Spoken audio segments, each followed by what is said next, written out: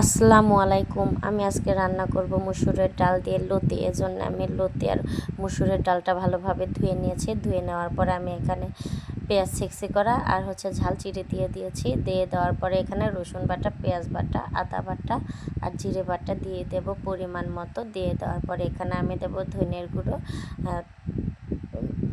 হলুদের গুঁড়ো আর দেব স্বাদ মতো লবণ। এটা দিয়ে আমি এখানে পরিমাণ মতো তেল দিয়ে হাতে সুন্দর করে মাখিয়ে নেব। মাখিয়ে নেওয়ার পরে আপনারা এখানে পরিমাণ মতো পানি দিয়ে দেবেন, যে লতিটা সিদ্ধ হওয়ার জন্য যেরকম পানি লাগে। পানিটা দিয়ে দেওয়ার পরে আপনারা চুলাতে 5-7 মিনিট আঁচ করার পরে আপনারা দেখতে পারবেন লতিটা 5-7 মিনিট জাল করার পরে দেখতে পারবেন এরকম অবস্থা, এরকম হয়ে যাবে। হয়ে যাওয়ার পরে আপনারা যেরকম ঝোল রাখতে চাইলে রাখবেন, না হলে এরকম গামাখা করে রেখে নেবেন। মুসুর ডালটা আবারও কেটে যায়, তাই আমি এরকম রেখে